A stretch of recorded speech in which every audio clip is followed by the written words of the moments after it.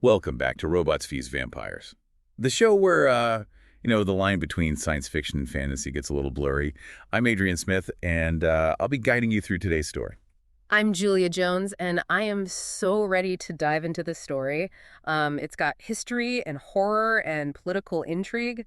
Oh, and vampires. You had me at vampires, so what's the story today? Well, we've got Prince Young. He's a vampire. Okay. But he's struggling with this curse that makes him crave the blood of his own royal family. Whoa. Talk about a conflict of interest. Right. Imagine the pressure of having to, lead a dynasty while also battling this monstrous hunger for, well, your relative. That's a lot to deal with. So what makes this curse so dangerous? Well, for one thing, it's not just like a personal struggle, you know? This curse, it actually threatens Young's life and the entire Joseon Dynasty. If anyone figures out he's a vampire, it would just be complete chaos. Makes sense. And I'm guessing the Joseon court is not exactly known for its, stability and understanding. Oh, definitely not. It's Yeah. like this hub of political maneuvering. Everyone's trying to get ahead, and they'll do whatever it takes to get an advantage. So we've got a court full of ambitious nobles whispering secrets, plotting against each other. And in the middle of all this is a vampire prince desperately trying to hide who he really is. It sounds intense. It is. The danger is constant. Every time he's around his family, he's in a precarious situation. Well, one wrong move and his secret's out. So how does he deal with his, dietary needs? Well, he tries to resist by hunting animals, but it's just a temporary fix, you know? It's not a long-term solution. So what does he do? Well, rumors start to surface about this powerful shaman hidden away in the mountains. People say she might be able to break Young's curse. So classic quest story. Yeah. But what are the risks if he leaves to find her? Well, leaving the palace leaves a power vacuum. And, someone like Lady Choi is definitely going to take advantage of that. Who's Lady Choi? And why is she such a threat to our vampire pro? She's from a rival clan, a master manipulator with a really keen sense for weakness. She's been watching Young this whole time. I don't know if she knows his secret for sure, but she definitely suspects something's up, and she's just waiting to use it to her advantage. So our vampire prince is dealing with this internal struggle, the pressure cooker of the royal court, and now this potential enemy who's trying to expose him. Is there any hope for this guy? Well, there is this one glimmer of hope. Remember those rumors about the shaman? Right, the one in the mountains. Well, imagine this ancient woman surrounded by this aura of mystery. Her eyes just seem to see right through you. She's not giving out simple solutions or easy answers. Sounds a bit intimidating. Oh, she is! And her pronouncements are cryptic, too. She keeps talking about the curse being forged and appeased by a king's blood. A king's blood? That sounds ominous. Is she suggesting he overthrow his father? Or start some kind of bloody coup? Well, that's what Young's afraid of. But then the shaman clarifies. And her solution is actually less about bloodshed and more about lineage. Lineage? What does that even mean? How do you share a bloodline to break a curse? Well, the shaman introduces him to a young woman, a distant relative he's never met before. And the solution? Marriage. Marriage. To break a curse. And apparently, by having an heir, his bloodline would be diluted, and that would weaken the curse. Wow. What a story. Talk about high stakes. Exactly. And that's where we'll have to leave it for now. Join us in part 2 as we explore what happens with this marriage and how Young and his new bride deal with the Joseon court. Can't wait. Welcome back to Robots Vampires. So we left off with this crazy situation. Yeah. Our vampire Prince Young just proposed to a distant relative, hoping it'll help with his blood curse, by diluting his bloodline. It's still kind of blowing my mind that a marriage is like the solution here. Yeah, it's wild. But what's really interesting is how this marriage completely changes the power dynamics in the Joseon court. How so?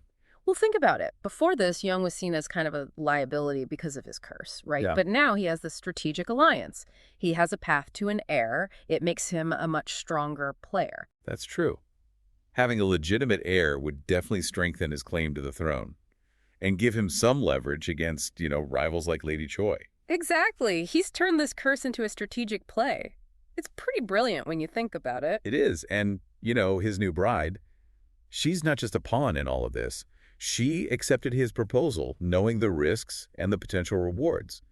It makes me think she's pretty intelligent and ambitious. Oh, definitely. She's not just going to sit back and let things happen. She's a force to be reckoned with. I can totally see her working behind the scenes with Young, like a real power couple, outmaneuvering their enemies. like a real-life Game of Thrones, but, in the Joseon Dynasty. I love that analogy. And you can bet the court is buzzing about this unexpected marriage. The rumors are flying. Everyone's trying to figure out what's really going on. What are their motives? It's a delicate balancing act, right? They can't reveal too much, or Young's secret will be exposed. But if they're too secretive, it could breed suspicion and distrust. How do they manage that? Well, they have to be smart about it. They need to really understand the court's dynamics, use their knowledge of the players and the rules to their advantage. So while everyone else is focused on the gossip and scandal, Young and his bride are playing a deeper game. Exactly. They're thinking long term. This marriage isn't just about personal gain, it's also about the entire Joseon dynasty. A stable succession means stability for the kingdom, so every move they make has to be calculated. Wow, so much pressure. It's like a high-stakes game of chess, with the fate of the dynasty hanging in the balance. Right. And there's another layer to this, too. Can Young really trust his new wife? That's a good point. Yeah. She's bound to him in a way no one else is. She's his lifeline, the key to managing his curse. But can he be certain her loyalty won't waver? It makes you wonder, is this a genuine partnership? Or is there an underlying tension? Maybe she's waiting for the right moment to make her own play for power. Lots of questions. And we can't forget about Lady Choi. She's not just going to sit back and watch all this unfold. She's going to be looking for any opportunity to exploit this marriage to her advantage. Oh, absolutely. She's probably furious that her plans are falling apart. She must be scheming something to try and turn the court against Young and his bride. The tension must be so thick you can practically cut it with a knife. It's a powder keg waiting to explode. And Young and his bride are walking a tightrope, one wrong step, and it's all over. So we've talked about all the political intrigue. But what about the curse itself? Does the marriage actually help Young control his thirst? Well, the story doesn't explicitly say that. Yeah. But I think we can assume that sharing his bloodline does offer him some relief. So it's like diluting a poison. But not a complete cure. He's still a vampire with these unnatural cravings. Exactly. And it's not just a physical hunger either. He's also battling the psychological torment of this curse that targets his own family. It's a heavy burden to carry. It makes you think about the nature of curses in general. Yeah. Are they just these external forces, or are they manifestations of our own internal struggles? Now, that's a fascinating question. Is Young truly cursed, or is the curse just a reflection of his inner demons?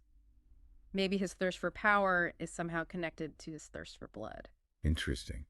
Lots to ponder there. Yeah. Well, as we move into the final part of the story, I'm really curious to see how Young confronts all these challenges and how his relationship with his new bride evolves. Me too. Because remember, this marriage is just the beginning.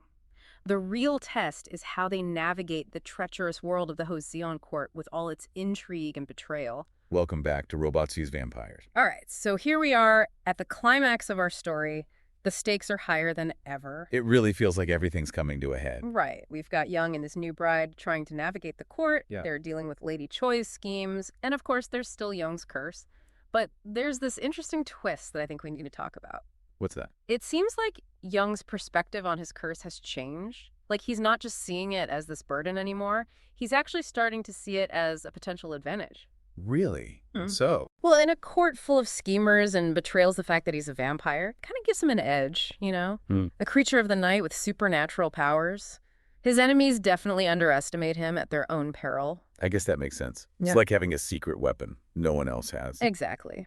And his bride is proving to be a pretty formidable player herself. They make a great team, using their combined intellect and influence to outmaneuver their opponents. So it's not just about brute force. It's about strategy and cunning, knowing how to play the game. Right. They're using their understanding of the court to their advantage, you know? Yeah. All the hidden secrets and weaknesses, like they're always one step ahead of everyone else. What about Lady Choi? How does she react to all this? Oh, she's not happy. Her plans are falling apart. She's losing her grip on power. And she's desperate to get it back. Does she try to stop them? Oh, yeah. She tries to rally the court against Young, but it doesn't really work. Why not? Because Young's not alone anymore. He has allies, people who believe in him and his vision for the dynasty. They see his curse as a sign of strength, not a weakness. So he's gone from being the prey to the predator. Exactly. He's not just reacting anymore. He's in control. He's shaping events, and he's always outmaneuvering Lady Choi. So what happens next? Well, the story doesn't give us all the details, but it ends with a final confrontation between Young and Lady Choi. And it's pretty clear that Young comes out on top. He solidifies his position as ruler and secures the future of the dynasty. Wow, what a story. It really is. It's about transformation and resilience, Right. and the ability to turn adversity into an advantage. Young didn't let his curse define him. He used it to forge his own path. And in the end, he not only survived, but thrived. That's pretty inspiring. It is. And it reminds us that we all face challenges, things that seem impossible to overcome. But it's in those moments of adversity that we discover our true potential. And that sometimes the things that we perceive as weaknesses can actually become our greatest strength. Exactly. Well, if you enjoyed this deep dive, be sure to rate and follow our show. We'll be back soon with more epic tales. Until then, keep those imaginations running wild.